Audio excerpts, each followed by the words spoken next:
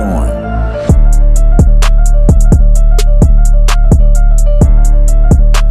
All right, what's going on, guys? Welcome back to Simply Winning Podcast, episode 10. I believe this angle doesn't show who's on quite yet, but don't say who it is. Don't say who it is. You'll never guess. 1 sec. All right, we got two studs on the podcast. I wonder most of the time. No, okay.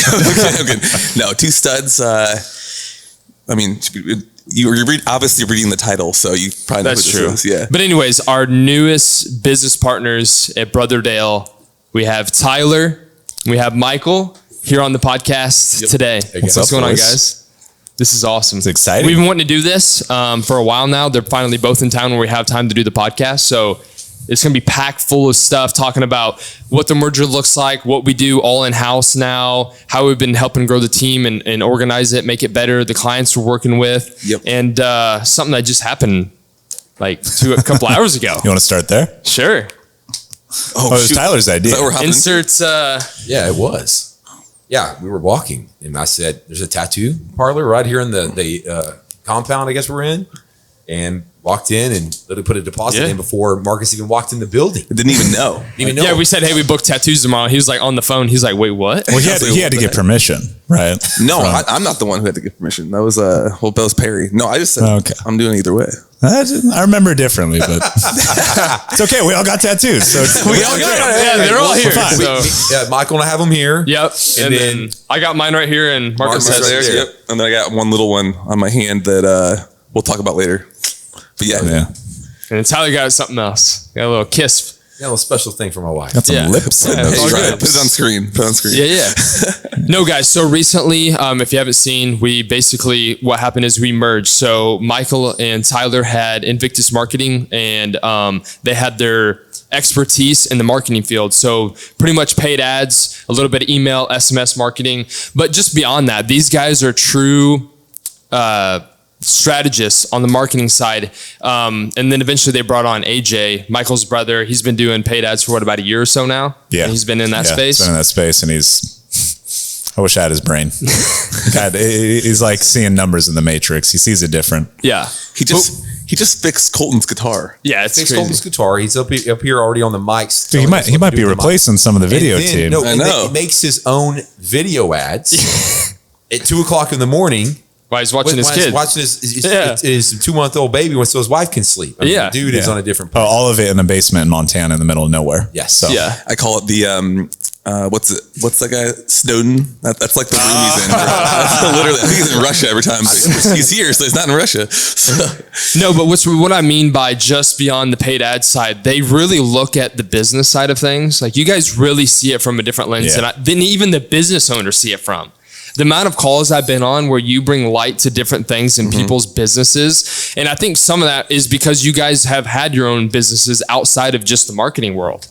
And I think you've seen a lot of different things, and you've had experience with not just the fitness industry and the supplement world. You've been doing ads and marketing and seeing the back ends of websites from all different types of brands. Yeah, and that's exactly right there. I'd say that's the main thing is, I mean, I know you guys on the creative side, you get a lot of the fun, like go to the event, shoot the models, make the content that makes these brands look gorgeous. But I mean, from day one, we've mainly always gotten access to seeing the behind the scenes and being a part of those conversations. So, but I'd say the same thing.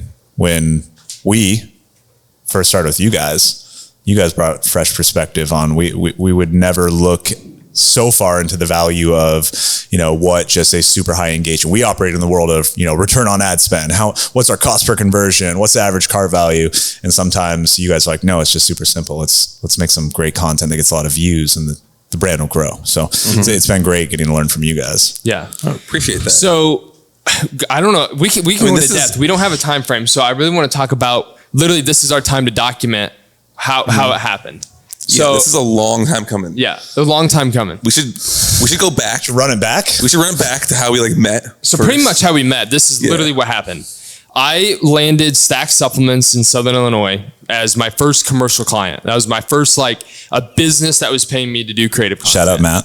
Yep. Shout out Matt and Melissa. Yeah. Matt and Melissa. And so what happened was when I started working with them, I eventually met Michael over a Zoom meeting or whatever they did back then, where I saw the guy. I'm like, who is this guy? They're like, oh, he does our like paid ads. That's all I knew. I'm just like, okay, cool. Well, eventually you I don't know where you guys were, so I want you guys to talk on that. Was I still in the supplement game with that? You were still in the supplement game. Yeah, that's crazy. And you were just referring people. Yeah, I to think me. I probably did. I refer Matt and Melissa. You did. to You did. I referred That's Matt and Melissa to Michael. That's Michael. crazy. Yeah, because that's how we got started doing this. Is Okay. I was doing so much in the supplement space, and I saw the benefit of Michael running ads for my supplement stores that I was selling to because they would sell more of the product.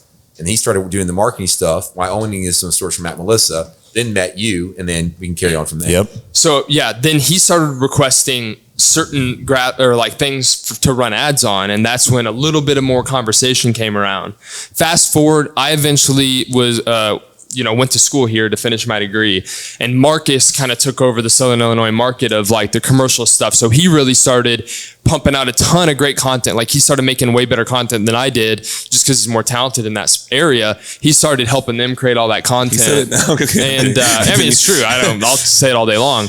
You started pumping out a lot of content, helping them grow more in that space. And then what happened was over time, then eventually you must have came on with Michael at that. Well, yeah. I mean, long story short, I was with the company for 11 years. Abruptly had to leave, and Michael and I had cultivated a phenomenal friendship and relationship. So I had put on an actual huge summit, mastermind in Vegas, per se, in Vegas, for my supplement company that I put on personally, and brought all these like great minds in. And I wanted Michael to speak on behalf of just like supplement marketing. But that's how I actually met Matt and Melissa and got that work with them. But yeah, when I had to leave in May of 2020 and figure things out, it was very simple. I was like, I'm done working for anybody. I'm done with this. So I called Michael up and said, hey, are we actually going to do this the right way? And let's figure it out. And so May of 2020, that whatever that was, and later in the month, we said, all right, let's start doing Invictus. And he'd already had Invictus, and we had just got after it from there. Started just progressing. And he was more of the brains on the back end paid media, and you were more operations and sales and I'd say marketing, right? I mean, he's definitely the operation guys, but I will say it wasn't just like Tyler was a referral source and then he wanted to partner up. I mean, Tyler's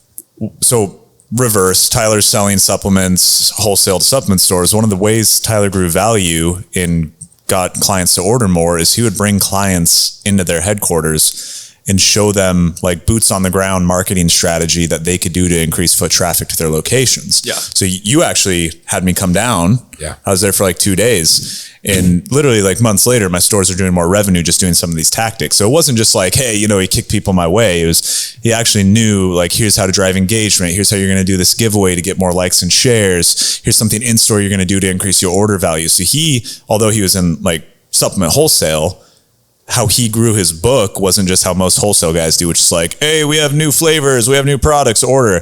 He'd be like, hey, I'm going to tell you something you can do to increase client retention and order values, and then you're going to order more shit from me. Mm-hmm. So he had a brain for marketing from the start. It didn't matter that he was in wholesale. Yeah. So when I saw that, and he's the operation guru, which not me. Right. I'm the messy guy who doesn't use the CRM right. So same. Well, we had to both take on it. You and me both. Yeah, no. For a long time, it was just me and Michael. It wasn't until probably late 2022 we started doing a lot of 1099 contractors. We you guys were duos, just two for a while. Yeah, just two for a while and killing it. So like 2020 is whenever I was really heavily involved with Stacked. Yeah. And I was sending you guys like so many Google Drive links. I don't even know how many videos we did. And then that's how we like got to know each other a lot more. But it was interesting because like the timeline is super weird. Like me and Hunter are working together on certain projects. He goes to school. We're still doing things. I'm working with Stacked. You guys are doing your thing. And then as we're doing all of that, we're just like kind of building our portfolio to become Brotherdale. And you guys built your we portfolio. want you guys to come to Austin. Let's talk about that failure. Yeah, we said come to Austin, guys. Let's actually see if we want to do this legitimately together, because we'd already been cutting our teeth and seeing where our issues were in the marketing space, specifically around content. And I think that meeting taught us a lot, but at the same time, I don't think we would be where we're at right now. So here's what happened. Basically, again, you guys know how Brotherdale started. Now you get the gist of how Invictus Marketing started. So we were like, hey, let's try to do something together, because you guys create all the content. We're going to run all the paid ads, and we'll all join forces. And that was back in 2021, we flew down to Austin to meet these guys, like in person, talk about it, and we kind of were all hyped up. And then it just kind of fell apart. We weren't ready yet. We weren't ready. I'll tell you a perfect example of why we weren't ready. I think the biggest stress on me that whole trip was when we thought about booking the conference room at the hotel, and the lady was like, well, it's $200 for the day. And I was like, oh bro, I don't know. I don't know if we can swing this right now. Like, it's a lot of money to rent a conference room. So like we were very young in our businesses. Yeah. I didn't have a beard back then. No beard. That's true. How we knew you we had were a baby ready. face, bro. Yeah, I have a photo. Put up the photo because it's there of us, both of us. Yeah, in the hotel lobby. So then we just we still work together on projects. We don't forget each other by no means. It's just we didn't end up joining forces. I'd say there's like a period where we learned a lot. We kind of, I wouldn't say we went our separate ways, but we kind of didn't hear from each other for a little bit. And then we started getting all these, I'd say, decent caliber clients in the e-commerce space, and we'd get into their content. We're like, how are you a company of this size and your content looks like this? And so then we started calling you guys again. We're like, hey, these guys need your help. Let's get you in here. And that wasn't even like because I think 2022, so it was like 2022 was like the silent year. And then 2023, we gradually started doing, I think, working on a lot more projects. But I think the great thing was when we started calling you guys up and sending work, it wasn't back what we tried in 2021 where it was like, well, like, let's make a deal. We need a percentage of this. It was just straight up like, we don't want anything from you guys other than we have a client that needs your help. Can you help them? And then we started working together and it got really good. So at the end of last year, we formed an LLC where it was basically like, the LLC was the umbrella. So it was almost like a testing it was just LLC. We're like, company. hey, we're going to pitch companies Hush, what it was called. And basically we sold creative and marketing packages together to clients. And we had great success. Like, it just started like everybody wanted that. They wanted the creative world. They wanted the marketing world all in one company. They loved everything we had to offer. They loved seeing literally all four of us would get on the meeting. AJ would get on the meeting and we would just blow them away by the value right off the bat without even working with them. We literally gave them advice. And I think that's what people no website. They try to hold back on no website, no nothing. We were sitting on 6 figures of monthly revenue before we didn't have time to make a website. 6 weeks time, like per month, and it's just like, what are we doing here, guys? Like, we need to get this really figured out, and that's what obviously brings us all here today. So next thing you know, we're putting everything all in one basket, and it's going to be that way because it's going to work. We've already seen it work. Clients love it. And it's working. The team's growing. Everyone loves it. I mean, already up 50-60% since the merge. So basically when that happened was we're able to go to our creative clients who don't have the paid ads. For example, Y'all Sweet Tea, great example. They came to us. We built them a new website. We did all the new creative. And then I was like, hey, we do like paid ads, right? And then we had a meeting. And then we've now had them as a monthly client where we do all creative for all their new drops. Not only that, we help them stay ahead. So look ahead on trends. AJ on the team, like one of the things he talks about is like, what kind of content can we create around, different areas to help us stay ahead of just their drops and really drive revenue beyond just the client reaching out when they need it. Staying ahead, like literally being a marketing and creative arm to a business, not just being there when they need you. What are we at today? 100 ROI, 100 ROS. It's obviously they did have a drop today, guys, but average around a 10x. Yes, I will say it is a 10x, but it's a beautiful thing about having a great brand. But it's still a crazy number though. So what do we offer, Marcus? What do we offer here? What do we offer as a company? Well, we offer the best, creative in the industry. We do, all the creative stuff, all the ads. It's cool. It's like it's not the same. And I think you guys probably all agree. Like the vibe of what we do isn't the same as every other marketing company. I think that's what makes us stand out in the marketplace. That's what makes us stand out when we go to events and work with these people. If it's a brand or if it's a fitness influencer or if it's whoever it is, it's a different experience and they can see that. And that's why when Darian walks in from Y'all Sweet Tea and he tells us the first 5 minutes, like, I can see like everybody you have on the team is at this certain like level, this certain like frequency. And that's cool. Like, that's not something that you can just create. Walk in here on a Saturday, dude, and there's 3 guys sitting in chairs already ready, grinding. I'm like, we've been here since 9 this morning and it's 7 o'clock right now. And just 30 minutes ago, all these guys just left. I mean, that's, You know what I mean? You don't, that's a different type of sauce that companies have, and most people don't have that. No, nobody does that. If you are working at a marketing company or any job that's not like you were like 5 p.m. Yeah, you're not going in on Saturday. It's 4:59 and they already have their stuff packed up and they're walking out the door in most companies. But I think it's because you guys did something we failed to do at Invictus, which is you guys focus on what we tell every client to do this. Got to build the brand first. Yeah. Right. It makes everything else easier. And you guys did that with the Brotherdale name. And you got to have an office to collaborate in. Yeah. Yeah. That does help. Tyler and I fought for like 3 years. I was like, I don't want overhead. I don't want rent. Like, let's keep this thing as low maintenance as possible. And I've been in office for a week and I'm like, oh, this is how we should do it. Well, the thing is, you guys didn't have enough like, kind of team members because you were able to run a little bit leaner on the team. There's one point we had like 1099 contractors pushing, we were doing SEO, the website design, but we overextended ourselves way too far and realized, what are we doing? Well, we spent so much. When we had like the 10 guys who were working all over the nation, we spent like more time wrangling them and trying to get everybody on the same page. And it's solved in 10 minutes in here. Yeah. Like everybody just sits down around a table for a quick war room meeting, then we go execute. Oh, we just did a 21-page proposition. Yeah. Yes, we've been going all day today. And yesterday. It's been great. Well, it's fun though. So the reason why they're in town and it's investing into the company, and companies do this, but not every. I feel like a lot of marketing companies are online. They don't all get together all the time. But we literally brought everyone in that we could. We flew people in, and we were like, "Hey, we're taking all day Friday from 9 to I think it was like 5." Pretty much everyone was here. 9 to 5 p.m. We're going over everything. So each one of us partners, we had a presentation over different areas in the business that we wanted to touch on and our expertise, all the way from where we're at now, where we're wanting to look at 2025, 2026, 2027, kind of like the expected size of the team, the brand name companies we want to work with. What does our studio look like? That's one of the biggest things I feel like at least the creative team really is excited about, is eventually having that really, really awesome space. Yeah, not that we're not blessed or happy where we're at now, but it's just that space in the future that everyone's kind of looking for is like got everyone super excited. Oh yeah. I mean, the guys after the meeting yesterday, they were all like we were pumped about, being here, but after that, like now we have a roadmap to where we're going. And have to, super important. The guys, because we didn't realize that much, I don't think, until we were able to like really think about it. Because we can see the vision of stuff, but like you don't always know if you're casting that vision to everybody else. You might assume it, but it's probably not true.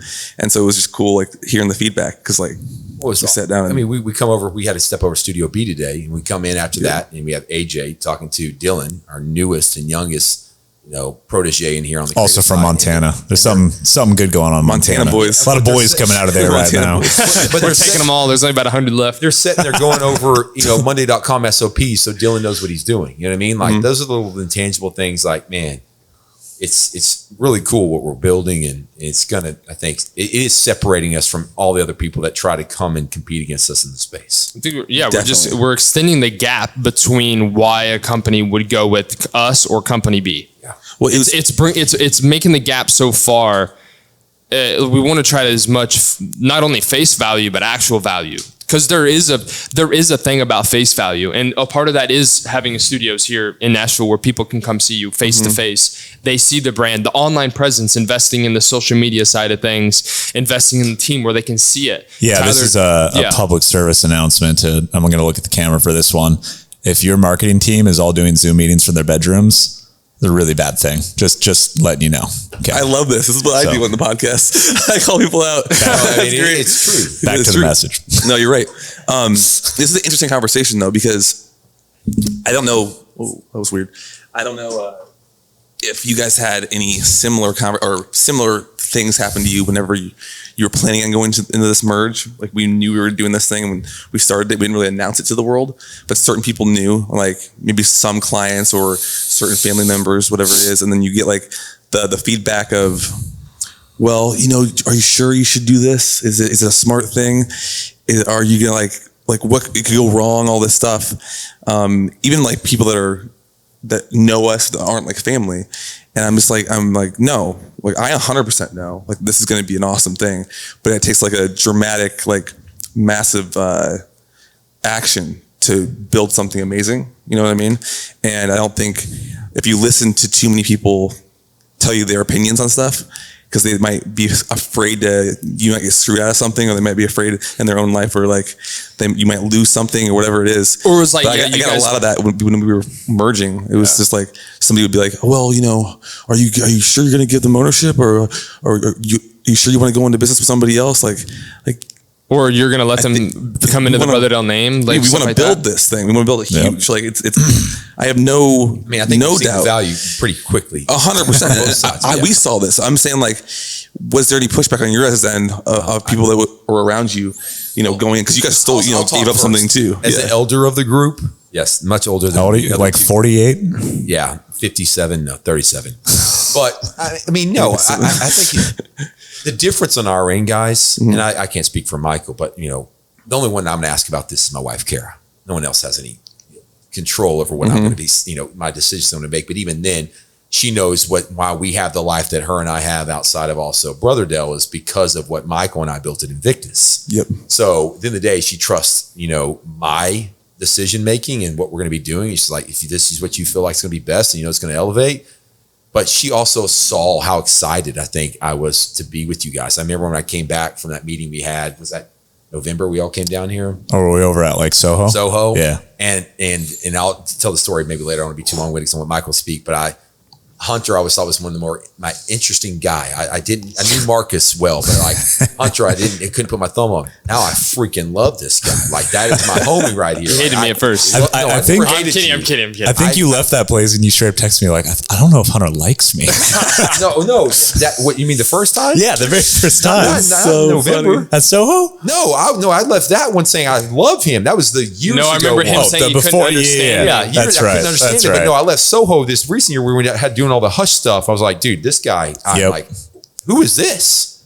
So, needless to say, Marcus. Yeah, I mean, I think anybody kind of doubted like what we were possibly doing, but I don't listen to any of that crap. Yeah, ever. You know what I mean? But Kara's my only one I ever bounce stuff off. But at the end of the day, it's gonna be my decision. But I don't know how Michael felt about it. I'm sure it's pretty similar. Yeah, I just called Kara and I was like, Kara, super similar.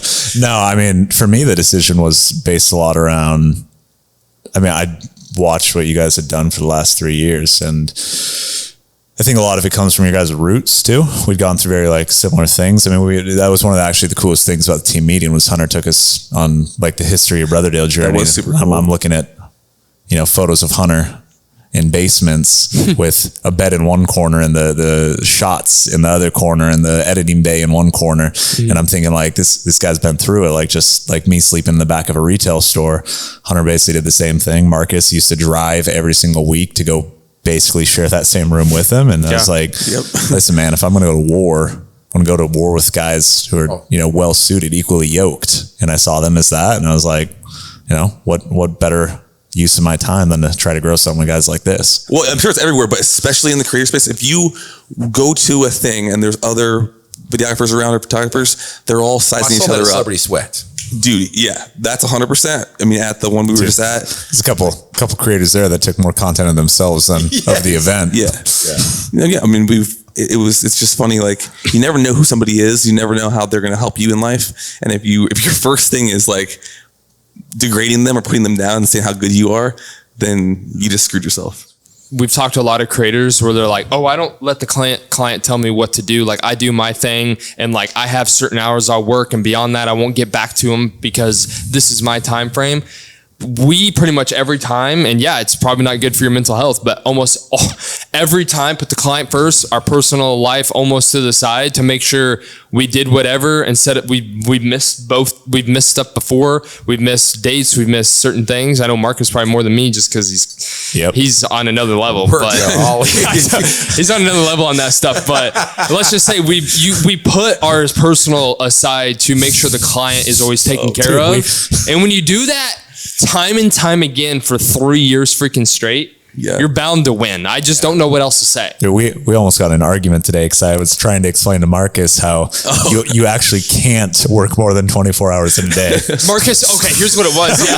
We were like, if we land this project, then we don't have enough people in place. Like, we're not gonna be able to do it. Marcus is like, I won't go to bed. I'll die before we don't get these videos done. Michael's like, you don't understand, bro. You physically cannot do 24 hours in like 2 days by yourself.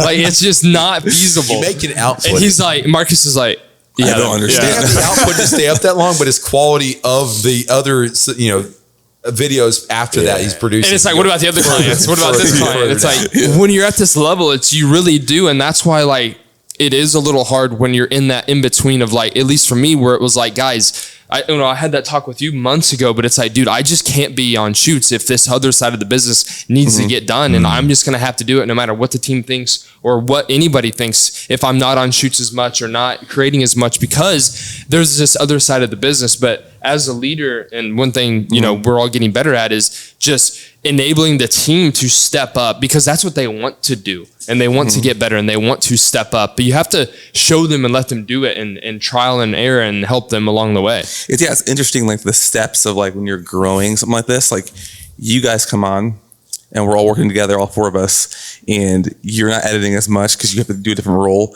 You have your own role, you have your own role, I have my own role. And to see like how the evolution happens and like how people, apart, like the guys on the team, will see different things happening and the reactions to that, and then how they like finally get the aha moment, like, oh, that's why.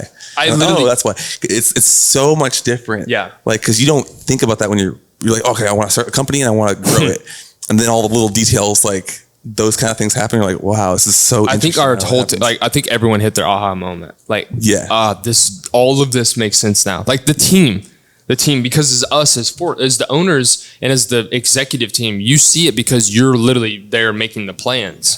But it's like being a general on a battlefield. Like, your soldiers don't see it to fully show them, what's going to happen, and they're living and experiencing it. And I feel like the meeting yesterday really just like everyone was like, that makes sense, and this is what we're doing, Yeah, 100%. Yeah. Absolutely.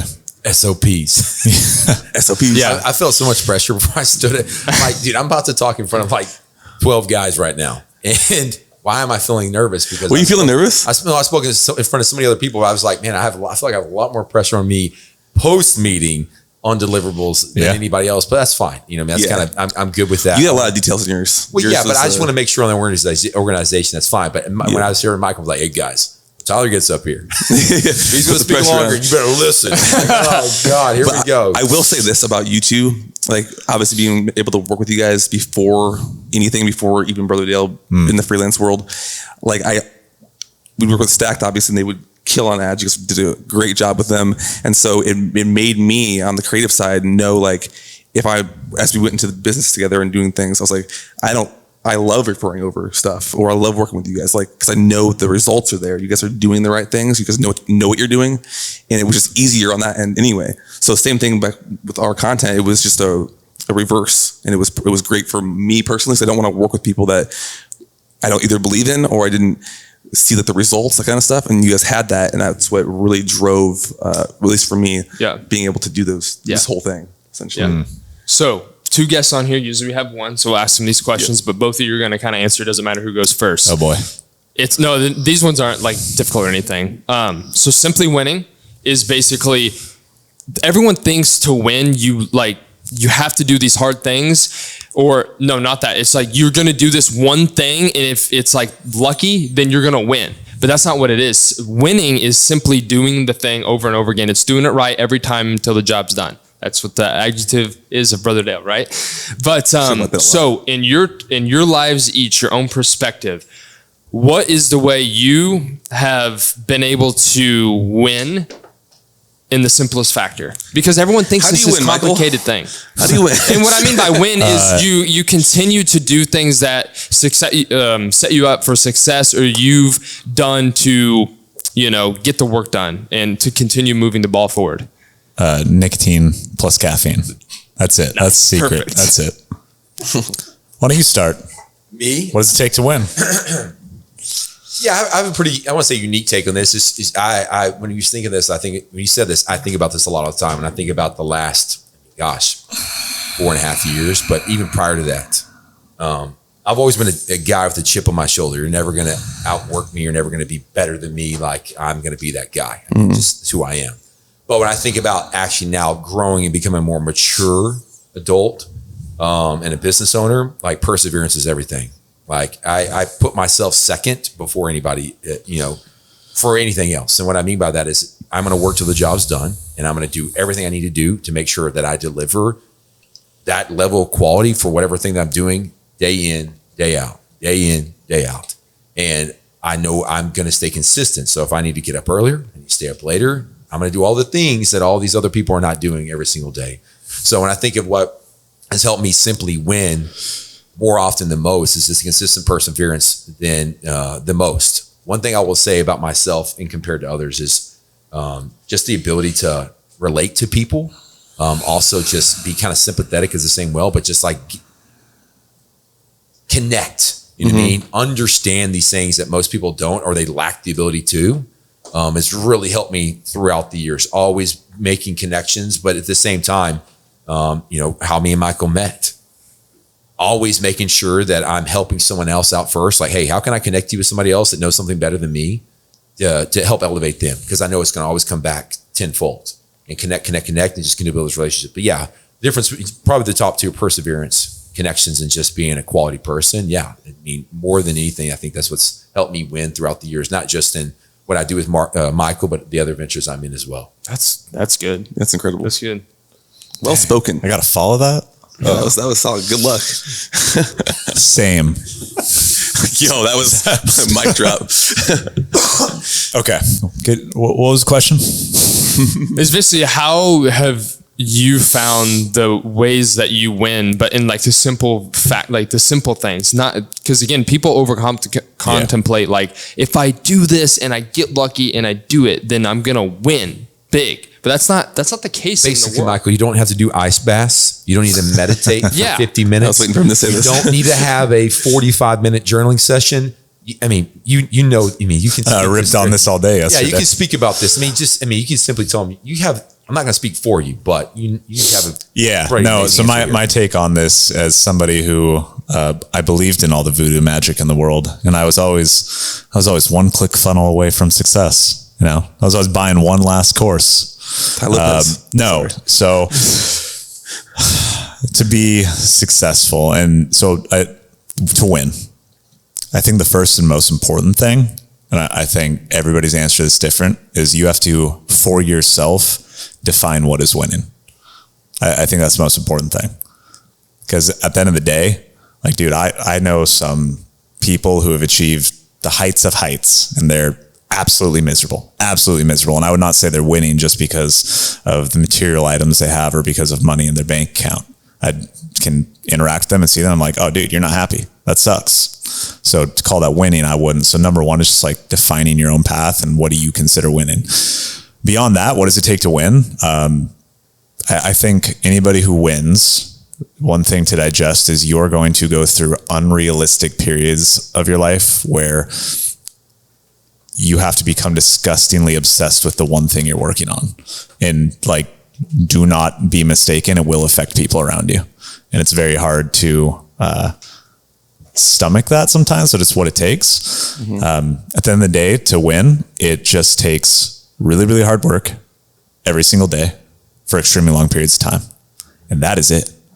Like, that is it. Like when I was homeless in the back of my stores, and then finally started getting into a better situation and putting in the hard work. I mean, the first place we got, it was this really weird apartment building. It was like the apartment was maybe like 15 feet wide. It was like a narrow hallway, but it was 3 stories tall with an office in the bottom floor garage as well. So that was my office. And my wife will tell you, so my sister-in-law, Hannah, and my wife lived with me at that time. And my wife was running a female boot camp at that time. And they did like 4:30 a.m., 5 a.m. class and whatnot. And she'll tell you, like, it didn't matter if I was up for boot camp class or doing the 9 o'clock boot camp class at night. Michael was in the basement. like every single day. She's like, it'd be movie night with my girls over, and out of nowhere, we just hear him screaming downstairs because something went wrong, or it's 5 a.m. and I go out to start my car and the lights are on in the office. And it was just disgusting amounts of work. Hard work, no magic to it. I know it's like a really you saying right now, I'm not the one who said this, but like all the magic, all the progression is just simply in the work that you're probably not doing. It's as simple as that.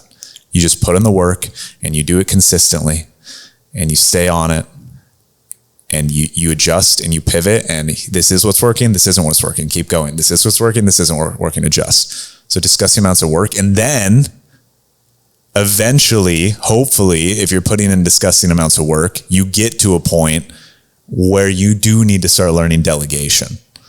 And then you need to start learning, this is big, this is like what we talked about today. We almost argue about this. You get to a point where I can't outwork the situation. So now I need a team, and now I need to delegate. But yeah, just work really hard. And it's not as bad as people think. Because now, like, dude, my wife and I talk about this all the time. Those are some of the most fun times ever in my life. I think back fondly on them often. Simple things back then seemed awesome. Like, you work all day, you work all night. We take like a 2-hour break to watch a movie and like go get these things called Done for Donuts. Shout out Done for Donuts, like best grocery store donuts on planet Earth. Get those. It was like being in heaven. I'm like, I got to sit here for 2 hours and eat donuts while we watch a movie. Great. Yeah, man, just really, really, really hard work, and do it for a long time. And a long time, by the way, for all you TikTok kids out there who skip videos every 7 seconds. Gosh. I'm talking like 10 years straight. No, I want to capitalize on that, because I think I want to undermine that, because it's doing all this work for years and years and years with little to no reward. So yeah, we can pay the bills. We're scaling. We have whatever set distribution or salary that we decided we're making. Some months it's better, some months it's less, but it's doing all these things with little to no reward. And that's what I think a lot of times is entrepreneurs and people see us from like the superficial point of view, whatever things that we have, depending on how we're present ourselves on social media. People think that this life is like luxury, you know, it's lavish and we have all these other things. I'm like, guys, do you want to work literally sun up to sundown and your Slack and your phone still goes off after those hours nonstop? Like, if you want that responsibility, you want to have, you know, nicer cars, whatever it may be. Like, I don't think people understand that. And we're all now there after putting in tons and tons of work throughout the years, but it's not an instant thing. Like, the ability for people, these guys are overnight successes. I mean, guys, we're talking, that's like 1 in a million chance in most cases, but to where we're all going now, we're be able to accomplish at this point. My whole point in saying this, it's taken years with little to no return. And now we're getting to experience the good effects of it. Yeah, I'm starting to, I'm not starting, and now I understand. I think it was Andy Priscilla, or it might have been, what's his name? Jim, the lead, not lead hawk, the guy, Alex Ramosi, or those Jim. Guys. You know, Jim, Alex? No, Jim, the Jim Launch is his company. Oh, okay. Yeah. Oh, I so see. Alex Ramosi, Jim, Andy Priscilla, they would say, and this is like back in like 2019 or whatever, they'd always be like, you know, you see all these entrepreneurs, you'll see them on Instagram, or they'll have it in their bio, entrepreneur, or you are a videographer or a freelancer or whatever you are, whatever industry it is, and you're one guy and you call yourself an entrepreneur and all this stuff. And yes, you are an entrepreneur, but they would always say like, no, you're not an entrepreneur. You don't get that title until you start to build something that takes more than just you. Yeah. Right. And back then I was like, whoa, I'm an entrepreneur. Like in my head, I'm like, like, I don't agree with them. And now I 100% agree with them. It is not the same. Because you have people with longevity in your hands. Yeah. You know, like their families. Exactly. And like you're paying their living. Yeah. Because when it comes down to it, if we're not successful, then they all lose too. Yes. When it comes to where, hey, we need to pay our guys and I can't get paid, but they got to get paid. And that money I worked really hard for, but it doesn't go to me.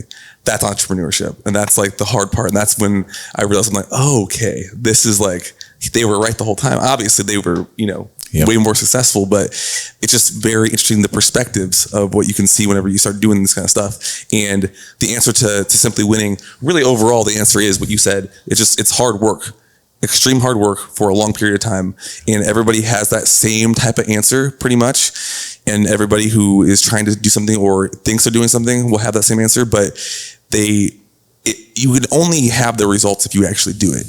and you can only have it becomes okay. You're okay with the hard work, and you're okay with the long period of time of waiting if you really did go through it all, because that gives you the justification to know that you did that, and that's what makes it fun.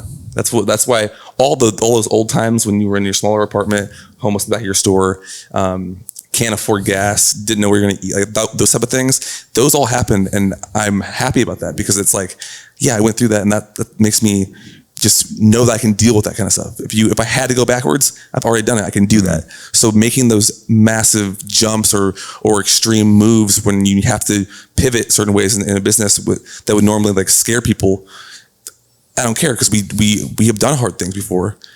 And how are we going to go to the highest level if you can't do that? You have to.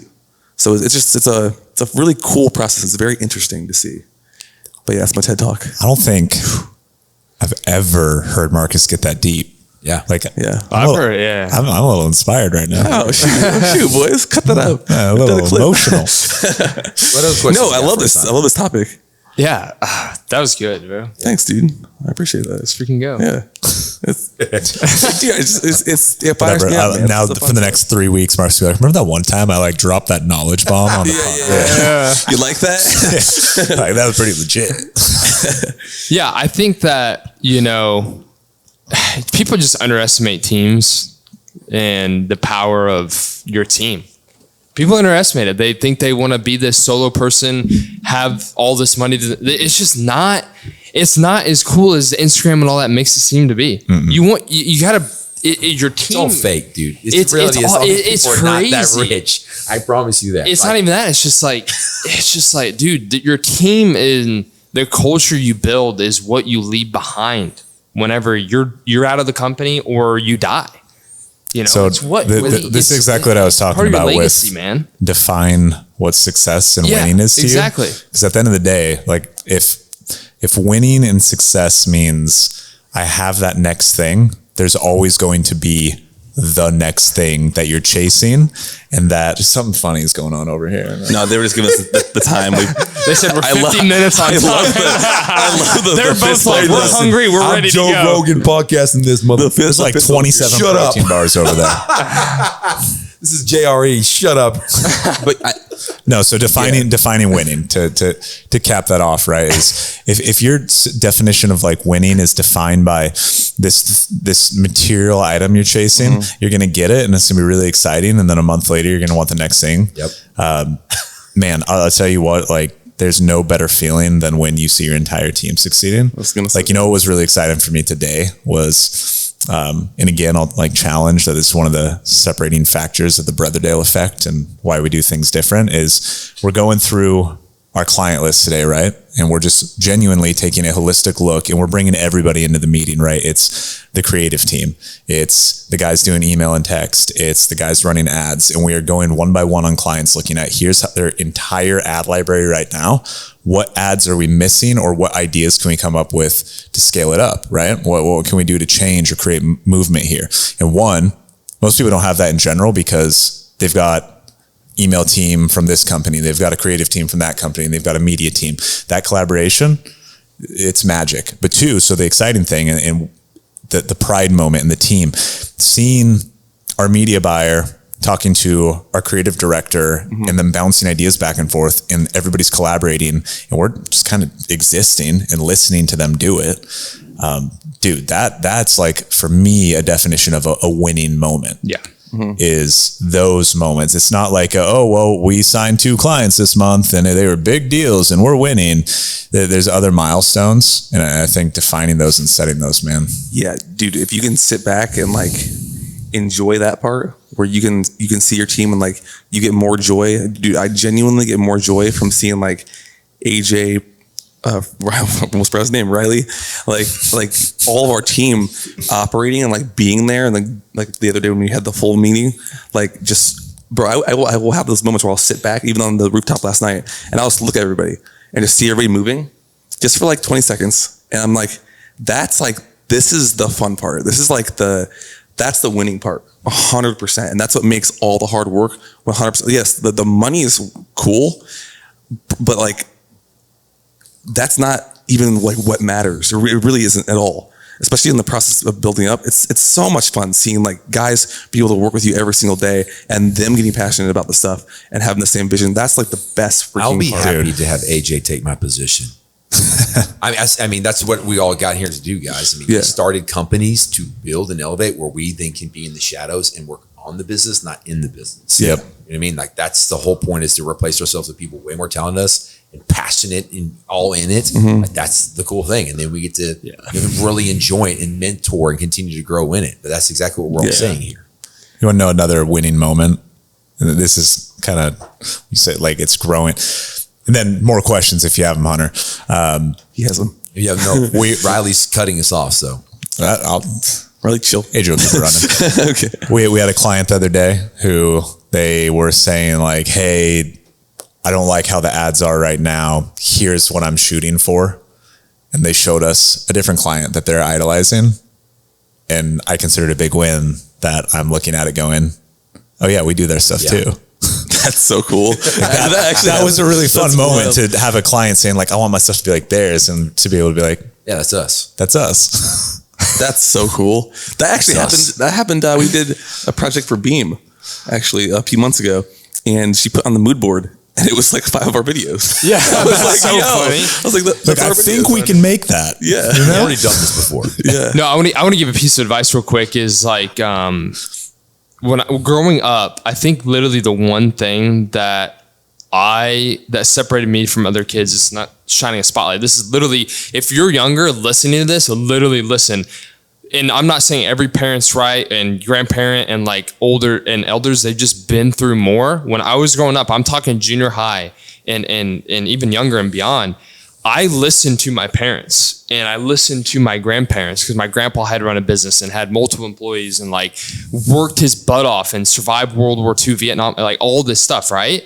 Vietnam. And I tried to listen as best I could. And so when I went into business partners with these two guys, and I'm not saying that they're old, but I'm saying they're older. They've lived I mean, like 12 years older experience, and that's 12 years of adulthood experience. You know what I'm saying? Like he's 12 years of adult experience ahead. We've only been running this company 3 years. So imagine 12 years of life experience in business and other companies and everything.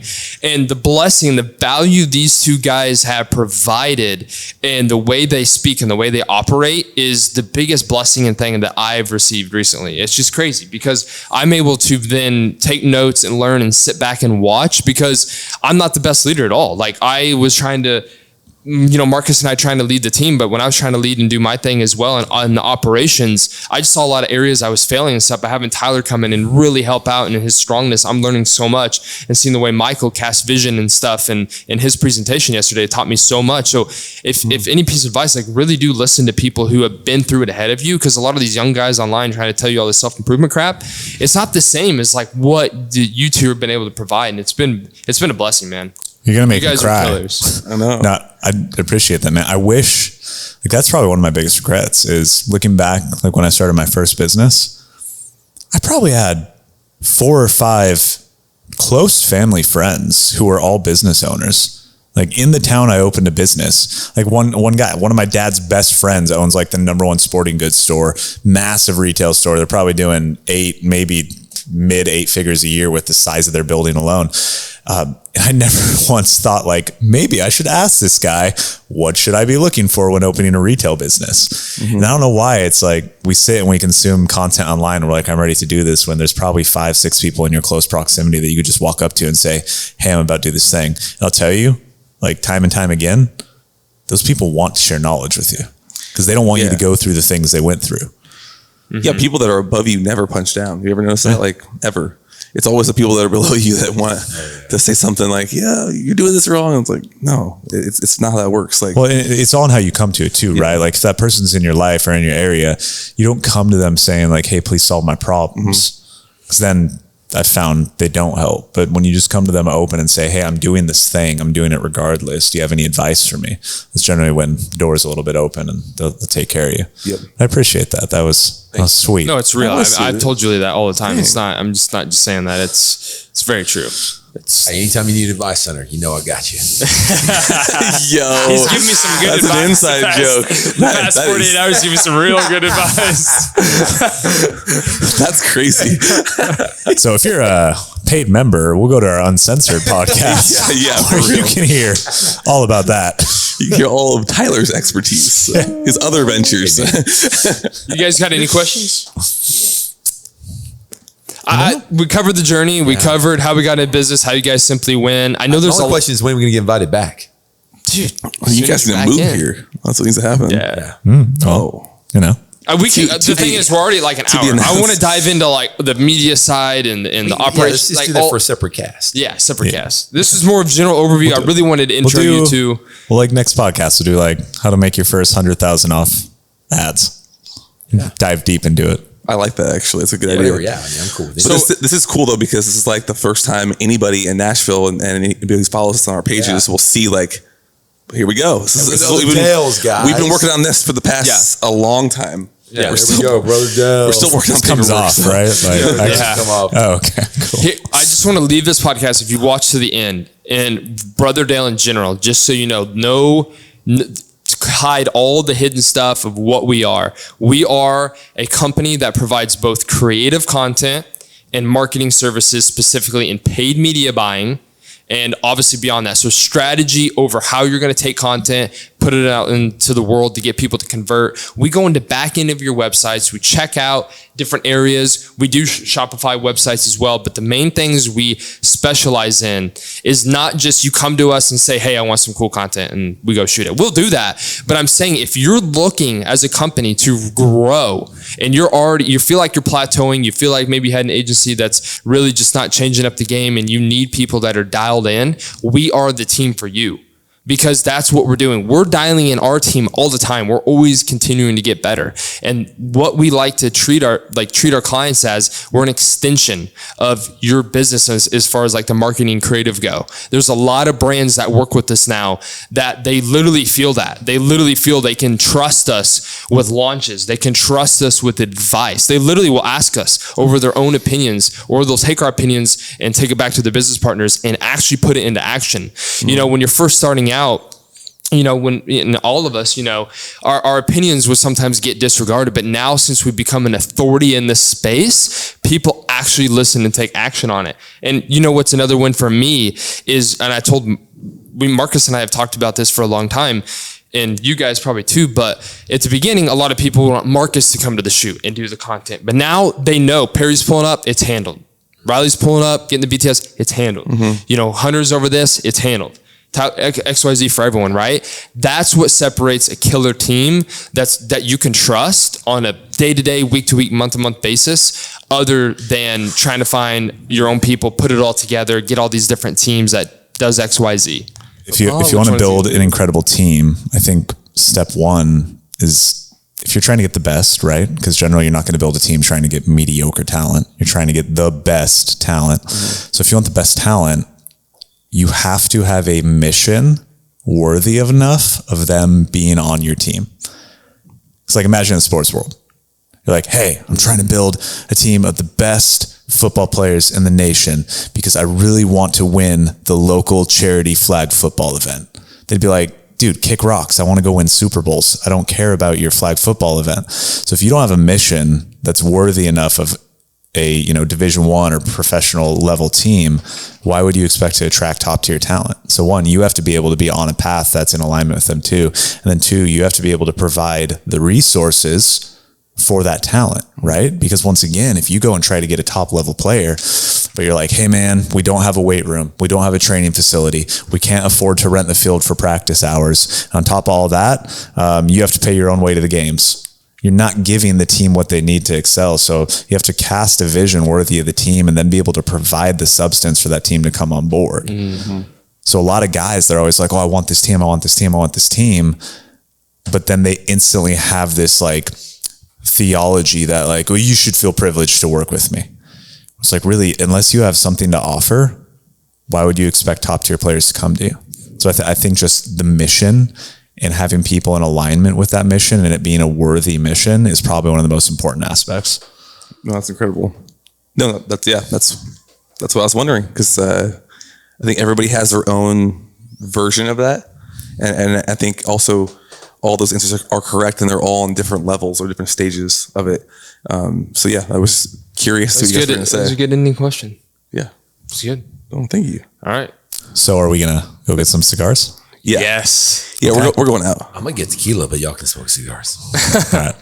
Deal. Definitely. Hey, we appreciate y'all watching. I mean, guys, just want to shout out Riley for handling the podcast, helping it grow. Our last podcast with Music City Timepieces, I mean, this is going to be timestamped, but our last podcast that was published as of right now has about 300 views on YouTube, and that's organic. That's just people posting it. That's solid for a long form podcast getting 300 views, and we only have like 99 subscribers. And that doesn't count. I don't even know what Spotify listens, Apple. We're just trying to make good content, put it out there, have our team, have cool people on, and build it up from there. But we really appreciate y'all, and yeah, thanks for watching. Yep. Subscribe. You have two killers on here with us. So Subscribe, follow, and we'll be back. Check out my OnlyFans. Also, we're coming for all the marketplace in Nashville. So watch out. Watch your back. Yeah. don't even watch your back because it's not even gonna matter. Yeah. F1. Okay. All right. Bye. All right, cut them off.